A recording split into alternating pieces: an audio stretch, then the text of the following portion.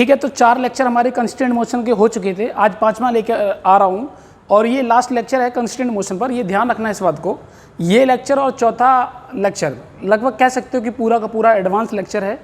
जिन बच्चों को JEE advance के लिए प्रिपरेशन करनी है वही इस लेक्चर को देखें, और बाकी जेईई मेन और नीट से इसका कोई ज़्यादा संबंध नहीं है, और खासकर नीट का तो एक बच्चा भी इसको ना ही देखे तो ज़्यादा अच्छा होगा। ठीक है, चलिए हम लोग देखते हैं लेक्चर नंबर 5।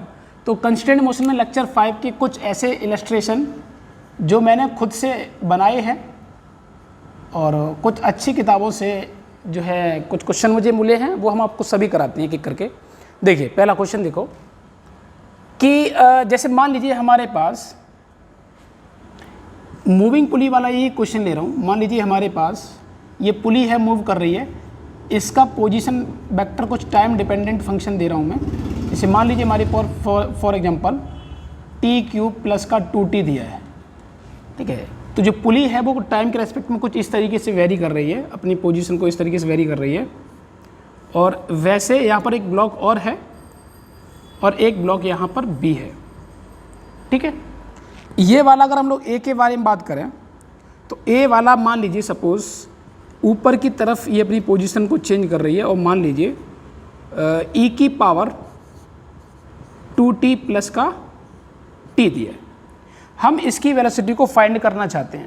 अब मुझे एक बात बताओ कि हर एक इंस्टेंट पर इसकी पोजीशन अलग अलग होगी, टाइम डिपेंडेंट फंक्शन है, तो अगर हम लोग इसका डिफरेंशिएशन कर देंगे विद रेस्पेक्ट टू टाइम तो क्या वेलोसिटी आएगी? बिल्कुल आएगी। क्या इसको भी अगर हम लोग डिफरेंशिएट करेंगे तो वेलोसिटी आएगी? तो जो डिफरेंशिएशन करेंगे वेलोसिटी आएगी, वो भी टाइम डिपेंडेंट होगा। जैसे मैं एक क्वेश्चन जैसे यहाँ पर लिख रहा हूँ, हमको फाइंड करना, find the velocity of block b block की हमको वेलोसिटी फाइंड करनी है। तो ऐसे मैं क्या कर रहा हूँ, मान लीजिए कि इसकी वेलोसिटी ऊपर की साइड ही होगी, ऐसा मैं मान रहा हूँ। बाकी बाद में अगर इसका नेगेटिव साइन आ गया तो हम लोग जो डायरेक्शन लेते हैं इसकी डायरेक्शन को बदल देते हैं, ये बात हम लोगों को पहले से पता है। तो एक काम करते हैं, क्या करते हैं कि इसकी वेलोसिटी को फाइंड करने के लिए हम क्या करेंगे, तो पहले जो हमारे पास xp है उस xp को हम लोग लिखते हैं t³ प्लस का 2t। अगर इसका डिफरेंशिएशन करेंगे तो आएगा dxp/dt इज इक्वल टू, अगर इसका डेरिवेटिव करोगे तो 3t² प्लस का 2 आएगा। हम लोग चाहते हैं, ऐसे टाइम भी लिख लो, at t is equal to 2 second, 2 second पर हम लोग चाहते हैं कि इसकी वेलोसिटी फाइंड करें। तो क्या होगा हमारे पास, यहाँ पर रखिए, तो यहाँ पर बन जाएगा हमारे पास bp इज इक्वल टू, ये बन जाएगा हमारे पास 3 और 2 का स्क्वायर प्लस का 2, तो ये 4 12 और यहाँ पर हो जाएगा 14। तो 14 मीटर पर सेकेंड इसकी वेलोसिटी आ गई, कितने पर? 2 सेकेंड पर। एक बात बताओ कि क्या वेलोसिटी भी जो हमारे पास ये क्या आ गई, ये तो वेलोसिटी है किसकी? पुली की। तो ये वेलोसिटी अगर पुली की आ गई तो अगर हम लोग बात करें क्या ये टाइम डिपेंडेंट फंक्शन है कि नहीं है?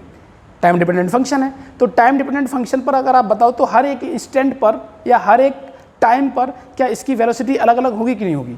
और अलग अलग होगी। ठीक है, सेम टाइम पर अगर हम लोग ऐसे ही बात करें, हम लोग इसकी वेलोसिटी फाइंड करने का प्रयास कर रहे हैं, तो हमारे पास xa जो दिया है वो दिया e की पावर 2t प्लस का t। अगर इसका डिफरेंशिएशन कर दो तो इसका डिफरेंशिएशन करोगे तो क्या आएगा, dxa/dt इज इक्वल टू, यहाँ से बन जाएगा 2e की पावर 2t प्लस का 1। हम कितने टाइम पर चाहते हैं? हम चाहते हैं टाइम 2 सेकेंड पर। तो 2 सेकेंड पर जब देखोगे तो 2 × 2 हो जाएगा, 4 हो जाएगा, प्लस का 1 हो जाएगा। तो मुझे एक बात बताओ, क्या ये हमारे पास जो ब्लॉक A है इसकी वेलोसिटी भी देखेंगे तो ये टाइम डिपेंडेंट है कि नहीं है? तो टाइम डिपेंडेंट है, जबकि दोनों के फंक्शन अलग अलग हैं। इसका मतलब है कि हम अगर 2 सेकंड पर इसकी अगर वेलोसिटी चाहते हैं तो जो 2 सेकंड पर वेलोसिटी आएगी तो वो सेम वेलोसिटी तुम्हारी 1 पर नहीं होगी, क्योंकि 1 सेकंड पर इसकी वेलोसिटी जो हम लोग देख रहे हैं वो कुछ और होगी और 1 सेकंड पर इसकी वेलोसिटी कुछ और होगी। इसके अकॉर्डिंग हमारे पास जो B की वेलोसिटी आएगी वो कुछ और हो जाएगी, 2 सेकंड पर आएगी वो कुछ और होगी। तो मतलब टाइम डिपेंडेंट फंक्शन है। तो टाइम डिपेंडेंट फंक्शन पर हम लोग ये नहीं कह सकते कि जो एक बार वेलोसिटी आ गई वही वेलोसिटी हमेशा रहने वाली है। लेकिन इससे पहले जो हम लोगों ने लेक्चर फर्स्ट में देखा था मूविंग पुली वाला कॉन्सेप्ट में, तो जो पुली की वेलोसिटी दे दी, अगर ब्लॉक A की वेलोसिटी दे दी, अगर B की फाइंड करना चाहते हो तो जो B की आ गई है वो हमेशा वही रहने वाली थी, क्योंकि वो टाइम डिपेंडेंट था ही नहीं। उस पर उस तरीके से हमने कभी सोचा ही नहीं था, क्योंकि हमको जरूरत भी नहीं थी, क्योंकि हमारे सिलेबस में वैसा ही कुछ दिखता है डायरेक्ट। बट ये क्वेश्चन जो मैंने बनाया है वो मैं आपको बता रहा हूँ कुछ इस तरीके का भी दिया जा सकता है। और ये क्वेश्चन एडवांस पर्पज से हो सकता है, जेईई मेन में अगर बनता है तो बहुत डिफिकल्ट क्वेश्चन में ही कंसिडर किया जाएगा अगर ये बनता है, और नीट का इससे कोई दूर दूर तक कोई संबंध नहीं है। तो अब क्या है, हमारे पास 2 सेकंड पर इसकी वेलोसिटी आ चुकी है ये, और इसकी वेलोसिटी आ चुकी है ये। हम लोग जानते हैं कि मूविंग पुली वाले में हमारे पास एक रिलेशन होता है Vp is equal to VA plus VV/2। तो अगर इसकी वेलोसिटी अगर हमारे पास कितनी वेलोसिटी दी है, यहाँ पर दी है 14 इज इक्वल टू उसकी कितनी है 2e⁴ + 1, और VV हमको फाइंड करना है अपॉन में 2। देखा जाए तो हमारे पास ये 28 हो गया, और 28 में से एक घटाओगे तो 27, तो हमारे पास जो VV की वैल्यू हो गई वो हो गई यहाँ पर हमारे पास 27 माइनस का 2 टाइम्स ऑफ e⁴ मीटर पर सेकंड। ये वेलोसिटी निगेटिव है या पॉजिटिव है? आपको मालूम है ई की वैल्यू क्या होती है? ई की वैल्यू जो होती है वो होती है लगभग 2.71, उसकी पावर 4 करोगे तो ऑब्वियस सी बात है ये वैल्यू जो है उससे कहीं ज़्यादा निकल जाएगी। इसका मतलब ये नेगेटिव है।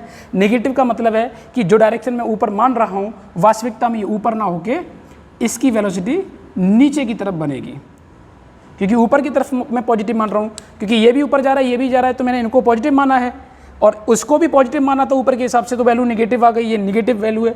इसलिए ये VV की जो वैल्यू जितनी आ रही है ये नीचे की तरफ होगी। अब मैं अगर जैसे बोलूँ 1 सेकंड के लिए, तो क्या 1 सेकंड के लिए ये होगी? तो आंसर है नहीं। क्या 3 सेकंड के लिए निकालोगे तो ये होगी? तो आंसर है नहीं। तो अलग अलग सेकंड पर इसकी वैल्यू अलग अलग आएगी, क्योंकि जो हमारे पास A का पोजीशन जो है और B का पोजीशन है वो टाइम डिपेंडेंट है। टाइम डिपेंडेंट होगा तो कभी भी इनकी वैल्यू सेम नहीं हो सकती। हो सकता है किसी एक इंस्टेंट पर कभी मैच कर जाए, बट जनरली ये ऐसा टाइम डिपेंडेंट फंक्शन है, तो हम डायरेक्ट कह नहीं सकते ये सेम दिखाएगा।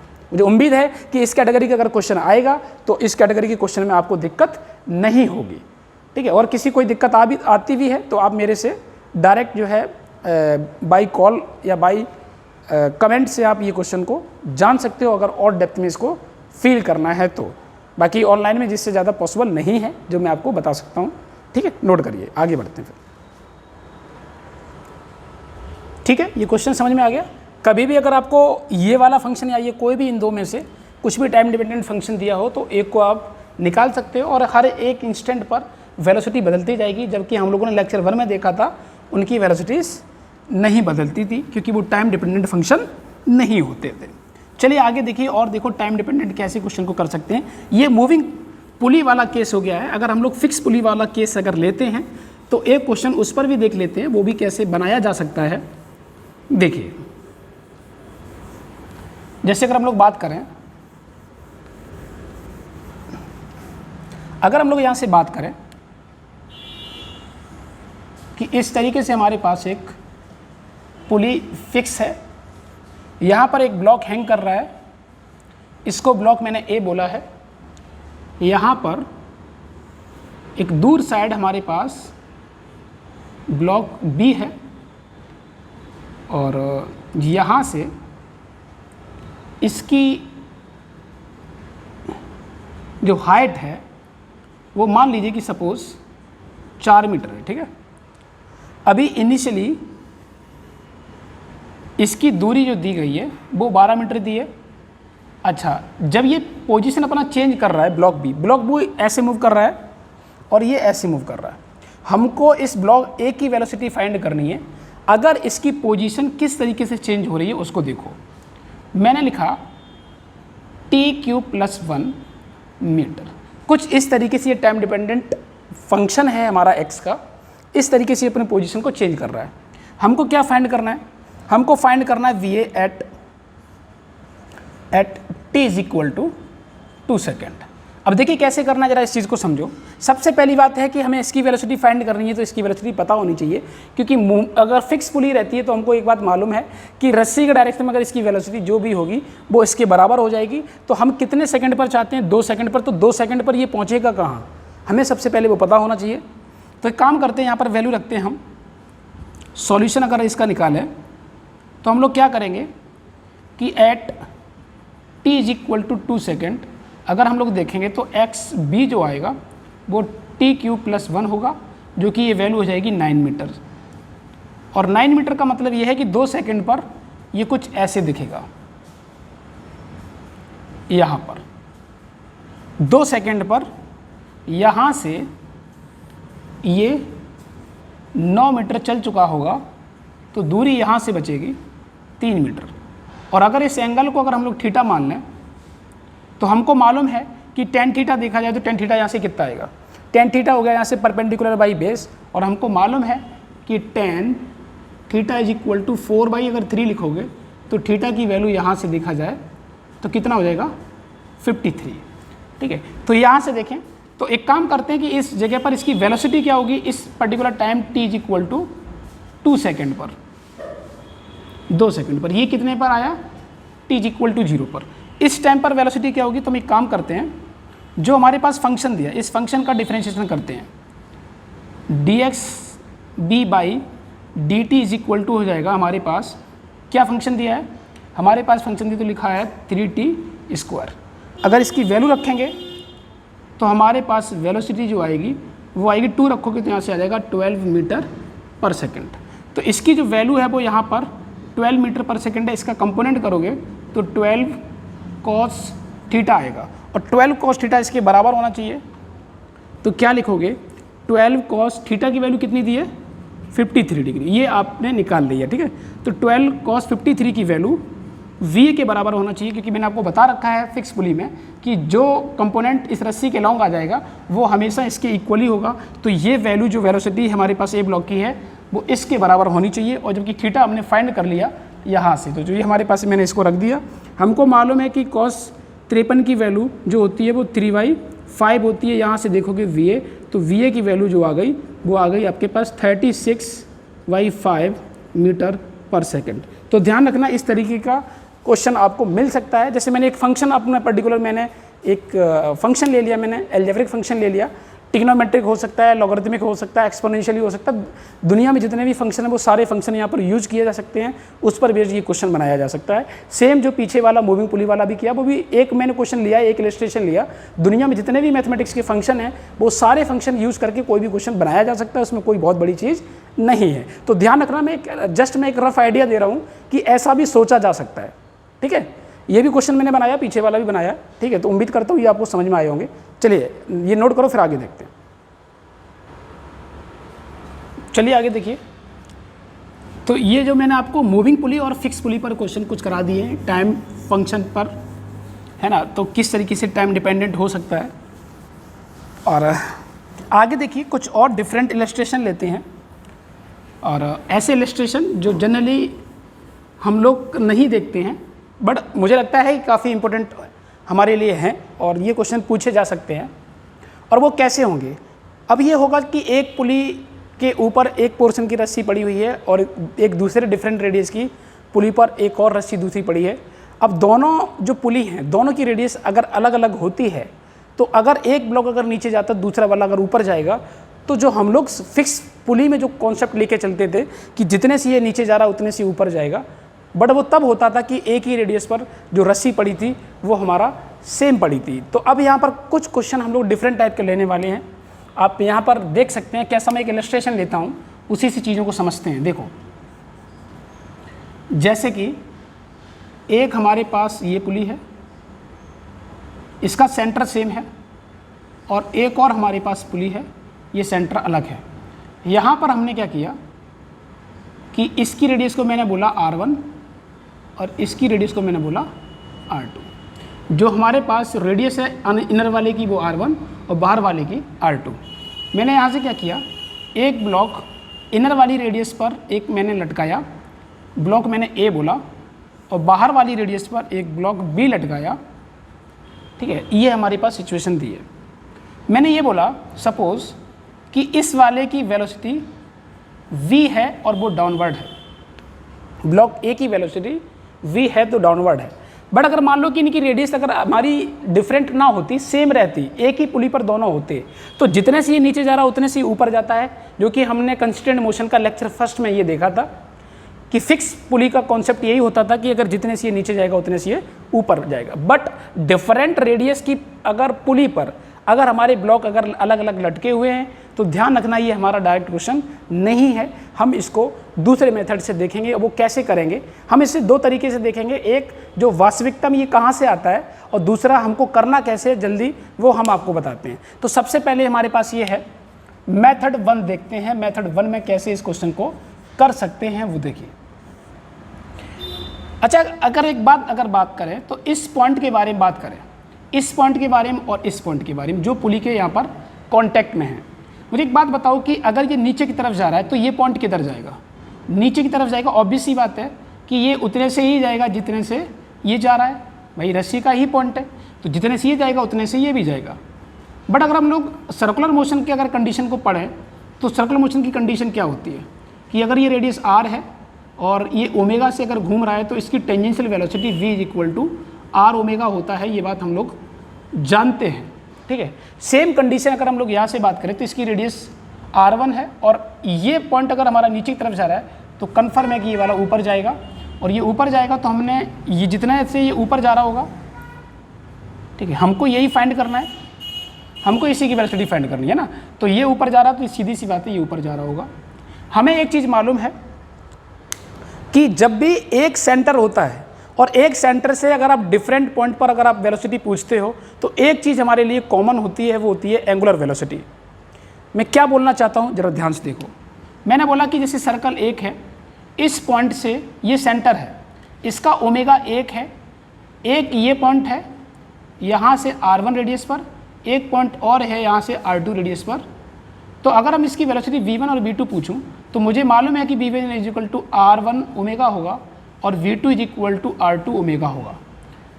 तो यहाँ से क्या सेम रहने वाला है, क्योंकि सेंटर एक है तो जो एक ही, जैसे हम अगर यहाँ पर पुली के बारे में बात करें तो ये जिसके अबाउट ये रोटेट कर रही है, ठीक है, रोटेट कर रही है, तो ये घूमने वाली जो रॉड है वो तो एक सेमी से घूम रही है। इस पर एक छोटी वाली रेडियस की पुली है r1 की और एक बड़ी वाली पुली जो है उसकी रेडियस r2 है। तो ये घूम रही है, उसी के हिसाब से r1 वाली रेडियस की भी पुली घूम रही है और उसी के हिसाब से r2 वाली भी घूम रही है। बट चूंकि अगर हम लोग ये रॉड का सेंटर, ये सर्कल का सेंटर समझे और r1 वाली रेडियस का ये टेंजेंशियल पॉइंट समझे तो इसकी वेलोसिटी कुछ और होगी और दूर वाली r2 वाले की वेलोसिटी कुछ और होगी, क्योंकि ये कंडीशन पर अगर हम लोग समझे तो यहाँ पर क्या चीज़ हम समझने वाले हैं, हम ये जानते हैं कि यहाँ से देखा जाए इस पर्टिकुलर कंडीशन के लिए तो हम लोग यहाँ से क्या लिख सकते हैं, हम लोग VO को लिख सकते हैं r1 ओमेगा और VV को लिख सकते हैं हम लोग r2 ओमेगा, कि दोनों कॉमन एक ही रॉड से कनेक्टेड है इसलिए दोनों का ओमेगा 1 होगा। अगर हम लोग इन दोनों इक्वेशन से देखें तो हम लोग अगर रेशियो अगर दोनों का ले लें, इक्वेशन 1 डिवाइडेड बाई इक्वेशन 2 करें तो हमारे वाले जो हमारे पास रिलेशन आएगा वो VA by VV is equal to R1 by R2 आएगा। ये रिलेशन हमारे लिए इंपॉर्टेंट है, इस रिलेशन से हम इन क्वेश्चन को सॉल्व करेंगे। तो अगर हम लोग बात करें, हमको फाइंड करना है BV, VA की वैल्यू कितनी दी गई है V, तो यहाँ से आप V रखो, हमारे VA हमको फाइंड करना है। और अगर हम लोग बात करें तो यहाँ से क्या बन जाएगा हमारे पास, ये R1 और ये R2, तो हमारे पास क्या आया, हमारे पास जो VV वैल्यू फाइंड करना था वो आ गया R2 by R1 into V, तो हमारे पास ये वैल्यू आ गई। इसकी वेलोसिटी जो हो गई वो ये हो गई, ठीक है। तो वो अगर नीचे जा रहा तो ये ऊपर जाएगा। तो ध्यान रखना इस तरीके के जब डिफरेंट रेडियस की पुली पर अगर हमारे पास ब्लॉक अलग अलग लटके हैं तो हमको इस तरीके से हमेशा सोचना होगा। एक रिलेशन ये हो गया, ठीक है, और इसी संबंधित एक डेटा के फॉर्मेट में क्वेश्चन ले रहा हूँ, फिर मैं आपको करके दिखाता हूँ। इसे नोट करो, फिर हम लोग आगे बढ़ते हैं। देखिए, देखो मेथड 2 अगर हम लोग इसे यूज़ करेंगे तो हम एक क्वेश्चन के जरिए से ही समझाते हैं, वो आपको ज़्यादा अच्छे से समझ में आएगा। जैसे अगर हम लोग बात करें, क्वेश्चन ऐसे ले रहा हूँ, मान लीजिए कि हमारे पास यहाँ पर एक पुली है ये और एक पुली है ये, एक ब्लॉक यहाँ लटका है और एक ब्लॉक यहाँ लटका है, इसे A बोला, इसे B बोला, ठीक। एक कॉमन सेंटर है, कॉमन सेंटर के बाद अगर हम लोग यहाँ से बात करें तो मैंने कह दिया सपोज इसकी वेलोसिटी 10 मीटर पर सेकंड है, हमको इसकी वेलोसिटी फाइंड करनी है, ठीक है। बट मैंने इसकी रेडियस R1 और R2 का जो रेशियो है वो मैंने कुछ इस तरीके से लिया कि R2 और R1 का रेशियो है वो तुम्हारा 3:2 है, ठीक है, कुछ इस तरीके का रेशियो दिया है और हमको वेलोसिटी इसकी फाइंड करनी है। तो अभी हम लोगों ने देखा था तो हम लोग क्या लिखे थे, इस पॉइंट को अगर बारे में बात करें तो ये पॉइंट अगर ये नीचे जा रहा है तो ये ऊपर जाएगा, इसे आप VA लिखो और इसे VV लिखो। हम क्या लिखेंगे, VV बाई VA ठीक है, ये गिवन है, ये गिवन है, हमको ये फाइंड करना है और इसका सॉल्यूशन देखो। अगर हम लोग बात करें तो रेडियस इसकी क्या है, r1 है, इसकी रेडियस r2 है। बस हमको इसी क्वेश्चन से सॉल्व करना है, इसका आंसर आ जाएगा। तो देखें तो यहाँ से क्या होगा, ये r2 है हमारे पास, तो यहाँ से क्या हो जाएगा, वी हमको फाइंड करना है, नहीं वी हमको दिया है गिवन, सॉरी वी हमको दिया है 10, वी हमको फाइंड करना है और r1 जो रेशियो है वो 2/3 हो जाएगा।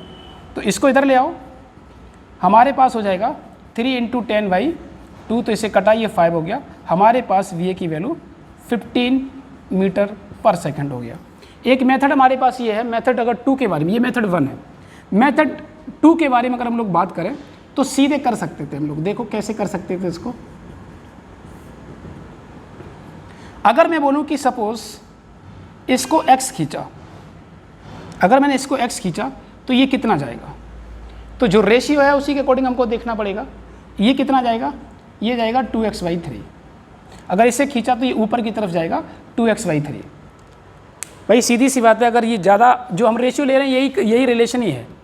अगर हम लोग देखेंगे तो ये कितने टाइम से बताओ, 3/2। तो अगर हम लोग इसका देखेंगे तो इसका बन जाएगा 2x/3। तो इसका भी अगर आप लोग देखोगे रिलेशन लिखोगे तो हमारे पास इसका डिफरेंशिएशन करो, इसका डिफरेंशिएशन करोगे, इसकी वैल्यू कितनी आएगी, इसका डिफरेंशिएशन करने से अगर आंसर निकालोगे तो हमारे पास ये रिजल्ट आ जाएगा। ठीक है, एक क्वेश्चन डिफरेंट से देखते हैं और देखते हैं, ये समझ गए होगी मैं क्या बोल रहा हूँ, नोट करो फिर आगे बढ़ते हैं। चलिए देखिए एक क्वेश्चन लेते हैं और अपनी कोचिंग मटेरियल का ही है, ठीक है, लेवल जेई एडवांस लेवल, ठीक है, और ये बैच जो है रिपीटर बैच है, यहाँ पर कानपुर में इसको टारगेट बैच भी बोलते हैं। ठीक है, तो इस बुकलेट के इसमें 2-3 क्वेश्चन ऐसे पड़े हुए हैं और मैं आपको इसके 2 क्वेश्चन करा देता हूँ, ठीक है, इसी से संबंधित। तो कैसे हम लोग इसको कर सकते हैं ज़रा देखिए।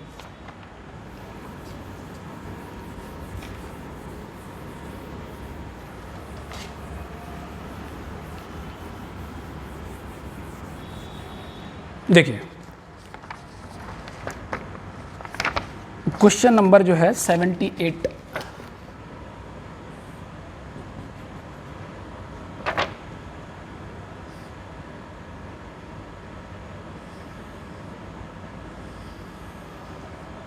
यहाँ पर दो अलग अलग पुली दी हैं, अलग अलग रेडियस की, और यहाँ से एक रस्सी आई है, यहाँ से एक रस्सी आई है और इसके बीच में एक और पुली फंसी हुई है ऐसे।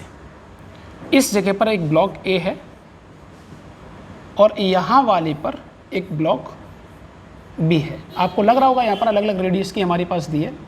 इनर रेडियस को आप R1 बोल लो और बाहर वाली रेडियस को R2 बोल लो। इसमें जो रेशियो दिया है वो R1:2, R2 का रेशियो है वो 1:2 दिया है। ठीक है, जो रेडियस इसकी है उससे वो डबल रेडियस इसकी है। तो क्वेश्चन में क्या है कि रिलेशन फाइंड करना है हमको, कंस्टेंट रिलेशन फाइंड करना है ए और बी के बारे में। ठीक है, तो इसकी वेलोसिटी v है, इसकी वेलोसिटी va है। मैं ऐसा मान ले रहा हूँ कि अगर इसको x नीचे पकड़ के अगर खींचते हैं तो सीधी सी बात है ये x जाएगा, ये पोर्शन ऊपर की तरफ x जाएगा, क्योंकि ये रस्सी एक ही है, जितने से आप खींचोगे उतने से ये ऊपर जाएगी। चूँकि ये वाली रस्सी यहाँ से कनेक्टेड है तो अगर आप इसे ऊपर पकड़ के खींचोगे तो ऑब्वियस सी बात है ये वाला पोर्शन कुछ नीचे की तरफ जाएगा। और कितना जाएगा ये रिलेशन हमको दिया है, तो आधी है तो यहाँ से ये दूरी आधी हो जाएगी x/2। ये मैं आपको पीछे सेकंड मेथड में लिख के दिखा रहा था, ये वही चीज़ है। तो अगर ये x ऊपर जा रही है तो ये x/2 नीचे जाएगी। मैं ऐसा मान ले रहा हूँ कि ये नीचे जाने से ये ऊपर जाएगी। तो हम लोग ये देख सकते हैं कि ऊपर वाले साइन को पॉजिटिव मान रहा हूँ। अगर आप नहीं भी मानोगे तो ये अपने आप निकल के आ जाएगा। मैंने क्या किया कि इस डायरेक्शन को पॉजिटिव मान रहा हूँ। अब ये मैं क्यों पॉजिटिव मान रहा हूँ, क्योंकि आप बताओ यहाँ का और यहाँ के बारे में अगर हम बात करें तो ये वाली पुली कैसी होगी, मूविंग होगी। तो मूविंग पुली वाला केस बन गया। इसको आप ब्लॉक कुछ ए मान लो, इसको पी मान लो, क्योंकि पुली है तो पी मान लो, इसे ए मान लो, इसे बी मान लो, कुछ वैसा ही रिलेशन है। तो इसे क्या लिखोगे, हमको ये बात मालूम है कि जो रिलेशन हम लोग पुली के लिए लिखते हैं डिस्प्लेसमेंट का, xp = xa + xb/2, वही रिलेशन हम लोग यहाँ देखेंगे। इसकी हमको यहाँ पर रिलेशन देखना है कि ये कितना आएगा। तो हमने ऊपर पॉजिटिव माना है, तो ऊपर पॉजिटिव का मतलब ये हो गया कि इस पॉइंट को अगर हम देखें तो ये x हो गया, वो नीचे की तरफ जा रहा है तो माइनस का x/2 हो गया और होल डिवाइडेड बाई 2 हो गया। ये वैल्यू हो गई x/2 और नीचे हो गई x, तो ये हो गया x/4। तो हमारे पास इसकी पोजीशन हो गई x/4, जिसको हम लोग यहाँ इस पे देखें, ये पॉजिटिव है तो ये क्या बताना चाह रहा है, ये ऊपर की तरफ x/4 होगा। तो ऊपर की तरफ अगर x/4 होगा तो हम लोग क्या देख सकते हैं, हमने ऐसा देखा कि अगर ये हमारे पास ये लिखा है और ये लिखा है तो x(a) जो यहाँ पर देख रहे हैं जिसको हमने xp बोला है वो हो गया x/4। और अगर इसको देखें तो हमारे पास v जो है वो x है। देखो अगर हम लोग इसे देखें तो देखा जाए तो बेसिकली डिफरेंशिएशन ही है ये, आप ऐसे भी लिख सकते हैं, इसमें कोई बहुत बड़ी चीज़ है नहीं, dx/dt और 1/4 ये भी लिख सकते हो। हम यहाँ पर सिर्फ पोजीशन के टर्म में देख रहा हूँ, इसको आप वेलोसिटी के टर्म में भी लिख सकते हो। कैसे, इसका डिफरेंशिएशन कर दो, डिफरेंशिएशन कर दोगे तो ये हमारे पास वेलोसिटीज बन जाएगी, वही मैंने आपको लिख भी दिया है। ये बताओ ये चीज़ क्या लिखी है, ये लिखा है हमारे पास vv, तो यहाँ से va के अगर देखें तो 1/4 और ये है vb, तो ये रिलेशन हमारे पास आ गया। इस तरीके से वेलोसिटी का कंस्टेंट रिलेशन ये आ गया है। तो थोड़ा सा डिफरेंट क्वेश्चन है, मैंने आपको मेथड 1 से नहीं कराया, इसे किया हमने मेथड 2 से। और मेथड 2 आपको समझ में आ रहा होगा कि मैंने डायरेक्ट रेशियो लिया है, डायरेक्ट रेशियो। तो ओमेगा के टर्म में हम लोग वो रिलेशन नहीं किए, तो वो मैंने इसलिए बताया था कि आपको पता चलना चाहिए कि वास्तविकता में अगर मैं ये डायरेक्ट, जैसे सपोज अगर मैं डायरेक्ट इसको x खींच देता, x ऊपर करते तो आपको समझ में आता, लेकिन अगर x से x/2 कर देते तो आपका अगला क्वेश्चन ये होता कि सर ये x से x/2 आ कैसे गया है। इसीलिए मैंने आपको वो डायरेक्ट रिलेशन बताया था कि v जो है वो r ओमेगा के बराबर होता है, उनका रेशियो लोगे तो आपका वही आएगा। अगर निकाल के देखोगे यहाँ से भी मेथड 1 से तो आपका यही निकल के आएगा। ठीक है, तो इसे नोट करो, फिर अगला क्वेश्चन हम लोग देख रहे हैं। चलिए इस पर एक और लास्ट क्वेश्चन देखते हैं, और ये रेशियो वाली पुली के क्वेश्चन मुझे उम्मीद है कि आप कर लोगे अब।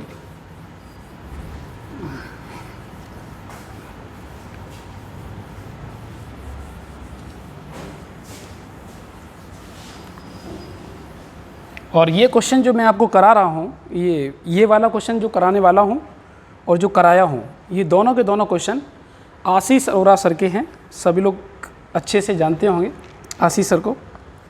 देखिए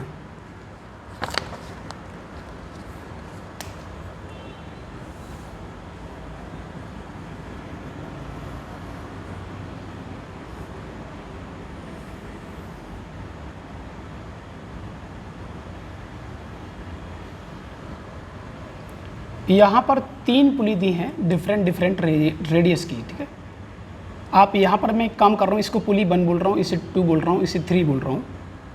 ठीक है, इनर वाली पुली की रेडियस से एक और यहाँ पर एक पुली इस तरीके से बनी हुई है, और इस पर एक डिफरेंट पुली और एक बड़ी सी पुली और लगी हुई है। यहाँ पर इस पर बाहर वाले पर इस तरीके का एक ब्लॉक है, इस ब्लॉक को B बोला गया है। इसको पुली 4 बोलो, इसे पुली 5 बोल सकते हो। ठीक है, यहाँ से इनर रेडियस की जो पुली है उससे ये रस्सी आके सेकंड वाले से यहाँ से आ रही है, और यहाँ से ये ऐसे दी गई है, यहाँ से ये और यहाँ से ये, और इस तरीके से एक ब्लॉक यहाँ लटक रहा है। इसे ब्लॉक मैंने A बोला है। अच्छा, रेशियो किस तरीके से दिया गया रेडियस का, R1:2 R2:2 R3 का रेशियो है 1:3:5, और 4 का रेशियो 5 का रेशियो भी 1:2 दिया गया है। ये रेशियो दिया गया है। क्वेश्चन में ये है कि ब्लॉक B को नीचे की तरफ एक एक्सेलरेशन दिया गया है 5 मीटर पर सेकंड स्क्वायर, इसका एक्सेलरेशन दिया गया है। हमको एक्सेलरेशन A वाले का फाइंड करना है। देखिए सबसे पहली बात ये है, यहाँ पर कॉन्सेप्ट हमको समझ में आ रहा है कि ये मूविंग पुली वाला कॉन्सेप्ट है। भाई सीधी सी बात है, यहाँ पर ये पुली मूव करेगी, ये भी मूव करेगी, तो वो तो ठीक है, लेकिन मूविंग पुली में हम लोगों ने जो रिलेशन देखा था वो वेलोसिटी और एक्सेलरेशन का रिलेशन देखा था।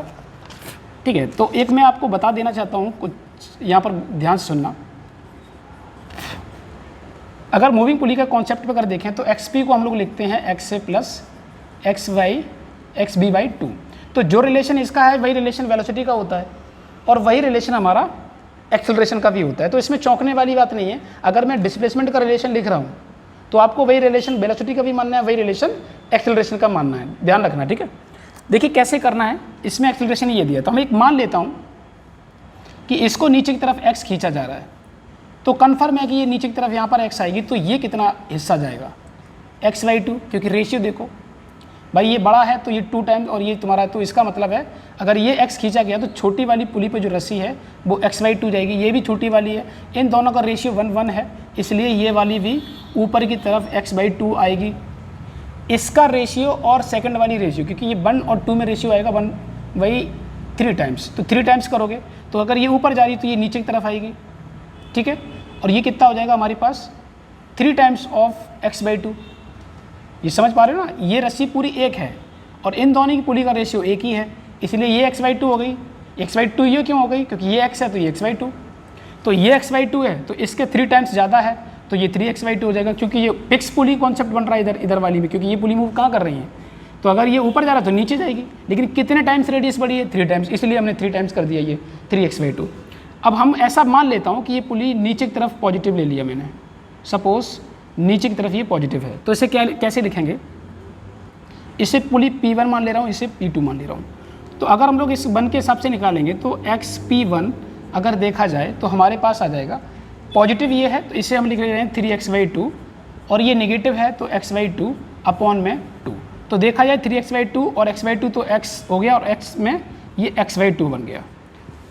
तो पहली वाली पुली का जो डिस्प्लेसमेंट है इसका, क्योंकि पॉजिटिव है तो नीचे की तरफ ही हो गया ये x/2, और ये वाला कॉन्सेप्ट इसके तुलना में ये वाला कितना आएगा, ये 5 टाइम्स हो गया, क्योंकि देखो रेशियो इसका सीधा 5 है और 5 है, तो मैं ऐसा कर ले रहा हूँ कि अब ये हमारे पास होगा तो ये वाला जो कॉन्सेप्ट है ये कहाँ पे हो जाएगा, ऊपर की तरफ चला जाएगा, तो 5x/2 इसका बन जाएगा x/2, तो 5 टाइम्स इसकी रेडियस है तो ये बन जाएगा 5x/2, ठीक है।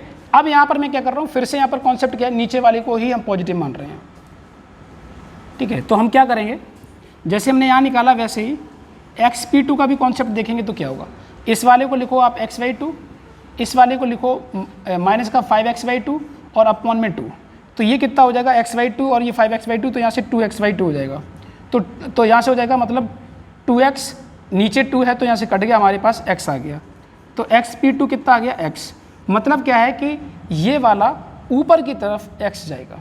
देखिए फाइनली हमने x से ही स्टार्ट किया है और x पर ही हम लोग ख़त्म हो गए, तो इसका मतलब क्या है, जो एक्सेलरेशन b का है वही एक्सेलरेशन फाइनली इसको देखते हुए x के हिसाब से x आया है, इसको देखते हुए इसका भी आंसर 5x/2 आएगा। मैं एक बार फिर से समझा दे रहा हूँ, ये काफ़ी अच्छा क्वेश्चन है और अच्छा मतलब है, क्योंकि थोड़ा सा कैलकुलेशन हर चीज़ को देखते हुए हम लोग यूज़ में ले रहे हैं, क्योंकि फिक्स पुली का भी कॉन्सेप्ट देख रहे हैं और मूविंग पुली का भी कॉन्सेप्ट आ रहा है, तो अच्छा क्वेश्चन ही है। अगर हम लोग यहाँ से बात करें तो क्या है, ये हमारे पास नीचे की तरफ हम लोग x लेके जा रहे हैं, तो सीधी सी बात है ये रेडियस और इसकी रेडियस में दुगना का अंतर है, तो ये x/2 खींचेगा। अब ये x/2 है तो ये इसका रेशियो और 4 वाली का रेशियो सेम है 1:1, तो अगर हम लोग यहाँ से देखेंगे तो यहाँ से क्या होगा, ये भी x/2 ऊपर की तरफ जाएगा, ये फिक्स पुली है तो ये अगर ऊपर जा रहा है तो ये नीचे जाएगा, लेकिन रेडियस का अंतर 3 गुना है, तो 3x/2 ये आ गया, ठीक है, ये 3/2। तो अब यहाँ से मैंने क्या किया कि नीचे की तरफ मैंने पॉजिटिव मान लिया, तो इनको हमने उस वाले से कॉन्सेप्ट से निकाला तो हमारे पास x/2 आ गया, लेकिन पॉजिटिव आया, इसका मतलब नीचे की तरफ जाएगा, है ना, और ये नीचे की तरफ जाएगा तो ये 5 टाइम्स इसका रेडियस है 3 वाले का, तो 5 गुना कर दिया, लेकिन ये नीचे तो ये ऊपर जा रहा है, क्योंकि ये अगर पूरा कॉन्सेप्ट देखा जाए तो यहाँ पर फिक्स पुली है तो ये ऊपर जाएगा, तो 5x/2 ये हो गया। 5x/2 से फिर से हमने नीचे को पॉजिटिव मान लिया, तो हमारे पास ये रिलेशन दिखा, तो ये पॉजिटिव ये नेगेटिव करके हमारे पास -x आया, -x का मतलब इधर पॉजिटिव माना तो इधर हमारा नेगेटिव होगा, तो फाइनली सेम x आया, इसलिए इसकी वैल्यू और इसकी वैल्यू सेम होगी। नोट करिए, फिर आगे बढ़ते हैं।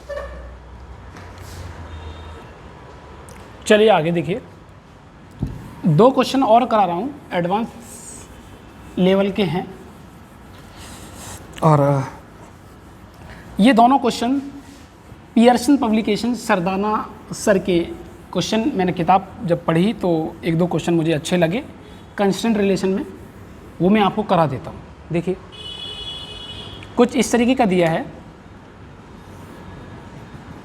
हमारे पास एक ब्लॉक है, यहाँ ये दिया है ये भी एक रॉड से कनेक्टेड है ऐसे, इसमें एक कॉलर फंसा हुआ है, कॉलर का आप कह सकते हो एक रॉड टाइप, कुछ रॉड टाइप फंसी हुई है जो मूव कर सकती है, स्लाइड कर सकती है इसके लॉन्ग, ठीक है। यहाँ पर इस तरीके की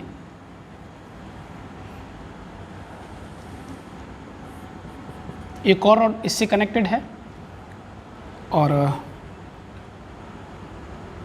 यहाँ से हॉरिजॉन्टल से ये 45 डिग्री पर मतलब इंक्लाइंड है, ठीक है, 45 से इंक्लाइंड है। एक कॉलर और है इसमें जिस पे मूव कर सकता है, ठीक है। यहाँ से यहाँ की दूरी को बोला गया है कैपिटल एल, ध्यान से सुनना, ठीक है। इसको और इसको क्या बोला गया, कैपिटल एल। स्लाइडिंग हो सकती है ऐसे और ऐसे, इस तरीके से स्लाइडिंग हो सकती है। इस पर्टिकुलर इंस्टेंट पर इन दोनों की लेंथ एल है, और यहाँ से इसकी दूरी को बोला गया है एक्स। यहाँ से और यहाँ तक इसकी दूरी को बोला गया है एस। अगर ये इस डायरेक्शन में मूव करता है ऐसे, तो ऑब्वियस सी बात है ये इधर मूव करेगा। इसको मैं बोल रहा हूँ ए, इसे बोल रहा हूँ मैं वी। गिवन ये है कि dx/dt is equal to v a है। ये पॉजिटिव कब होगा, ये पॉजिटिव तब होगा जब इधर मूव कर रहा है, इसी से हमको समझ आ रहा है ये इस डायरेक्शन में मूव कर रहा है। अगर ये इधर मूव करेगा तो ये ऐसे मूव करेगा, और इसे क्या लिखेंगे हम लोग, ds निगेटिव का ds/dt is equal to v v. Basically हमको फाइंड ये करना है,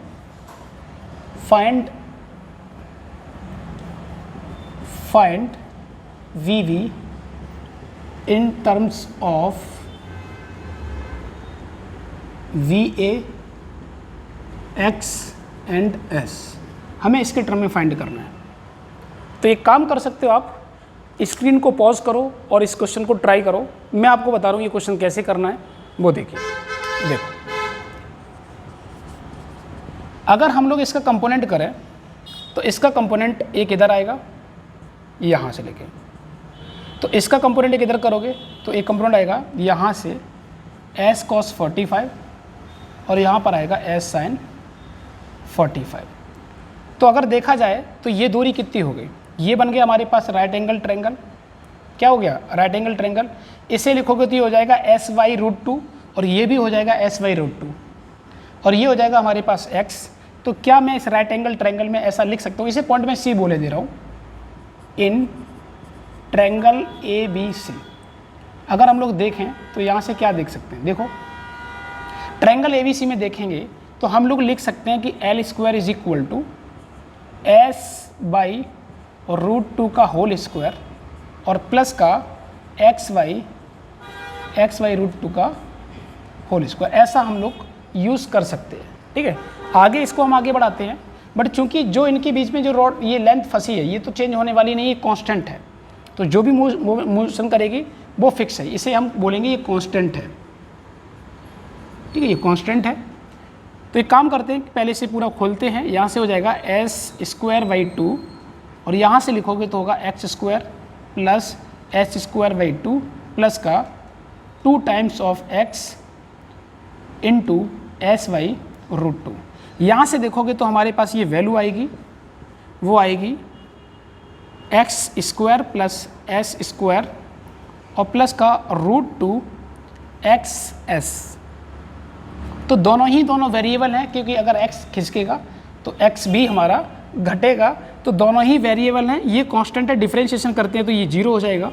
यहाँ से लिख सकते हैं 2x dx/dt प्लस का 2s ds/dt और प्लस का √2 को बाहर निकालो, x को बाहर निकाल लो, पहले हम ds/dt कर ले रहे हैं, और प्लस का हमने x को बाहर निकाला है, x s का किया है, अब s को बाहर निकालो, x का डिफरेंशिएशन कर लेते हैं, तो ये हमारे पास ओवरऑल इसका डिफरेंशिएशन आएगा, ठीक है। इसकी वैल्यू को रखते हैं, हमको मालूम है कि इनकी वैल्यूज़ कैसी हैं, ठीक है। तो यहाँ से अगर हम लोग एक काम करते हैं कि √2 का इसमें डिवाइड कर दो और √2 का डिवाइड कर दो, तो x ये होगा और ये वैल्यू बन जाएगी हमारे पास VA। यहाँ से लिखोगे तो निगेटिव आ जाएगा, एस और वी वी, क्योंकि D S by d T हो जाएगा माइनस का वी वी, तो हमारे पास ये वैल्यू हो गई। यहाँ से क्या रख सकते हो आप, ये भी हो जाएगा माइनस का एक्स वाई रूट टू, ठीक है, क्योंकि मैंने 2 से डिवाइड किया तो रूट टू हो जाएगा नीचे, और यहाँ से ये वैल्यू निगेटिव हो गई, तो यहाँ से वी वी लिखो और प्लस का एस वाई रूट टू और बन जाएगा वी ए, ठीक है, और ये वैल्यू 0 के बराबर है। तो जो निगेटिव है वो आप इधर ले आओ, तो यहाँ से क्या आ जाएगा हमारे पास, निगेटिव वाला टर्म आ जाएगा s plus x y root two, और ये बन जाएगा हमारे पास v v is equal to, यहाँ से देखोगे तो x plus s y root two v a. तो अगर आप लोग यहाँ से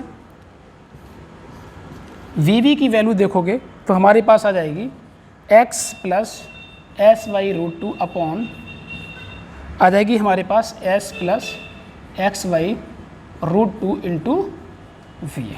तो ये रिलेशन हमको फाइंड करना था, वी वी फाइंड करना था किसके टर्म में, एक्स एस और वी ए के टर्म में। तो ये रिजल्ट आ गया हमारे पास, और उम्मीद करते हैं ये आपको समझ आया होगा। एक और क्वेश्चन ले रहा हूँ, उसके बाद ये टॉपिक आपका कंस्टेंट खत्म हो जाएगा, ठीक है, नोट करो। चलिए एक और लास्ट क्वेश्चन देखो इस पर, एडवांस लेवल का।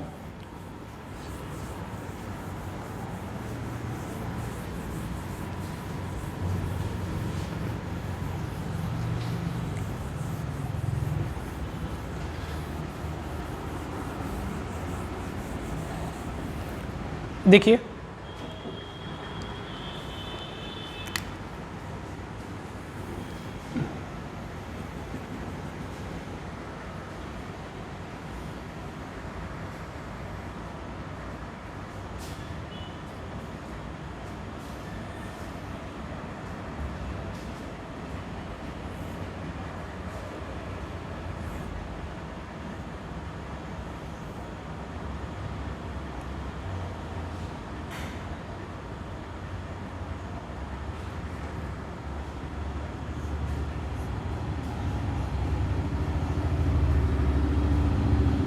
इसको ब्लॉक बी बोला गया है।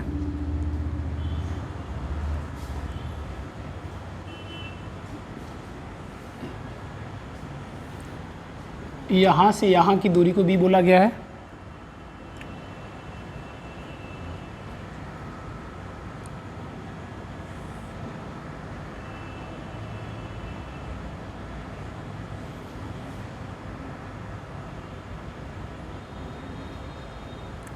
एक और यहाँ से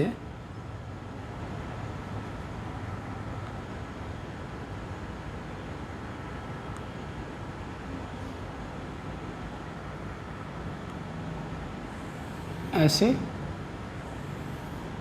ऐसे, ठीक, यहाँ से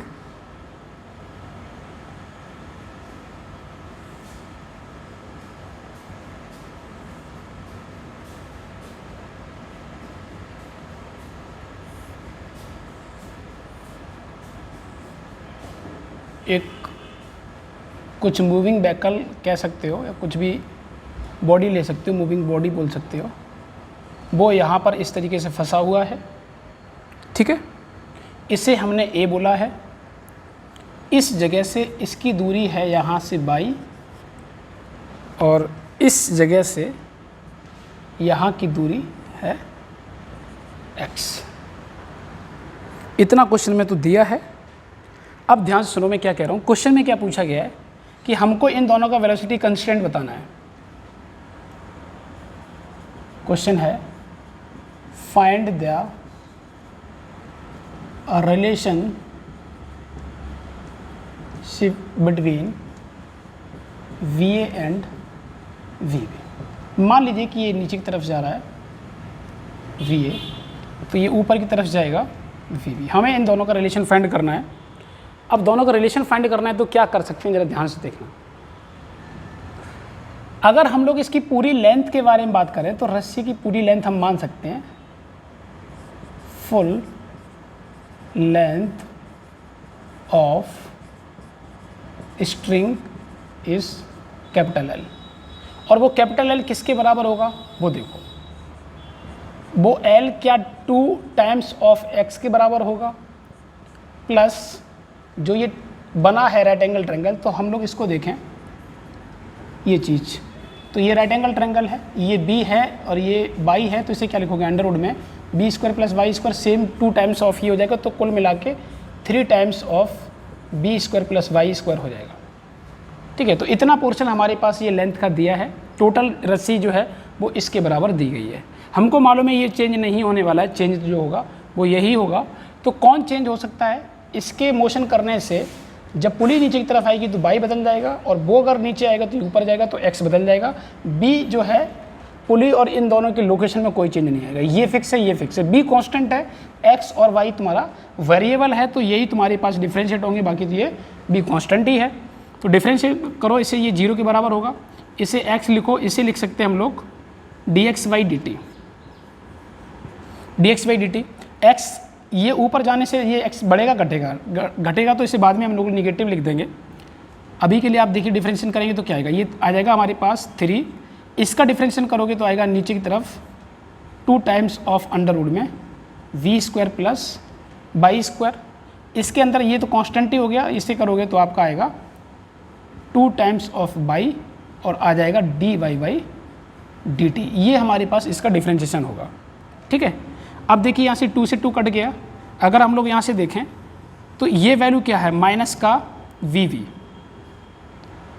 एक्स में, हाँ माइनस का बी वी, ये हमारे पास आ गया, और यहाँ से बन जाएगा प्लस का 3 times of by upon under root में, यहाँ से क्या हो जाएगा b square plus by square, और यहाँ से हमारे पास जो बाई का पोजीशन चेंज करेगा वो कौन आएगा, वी ए।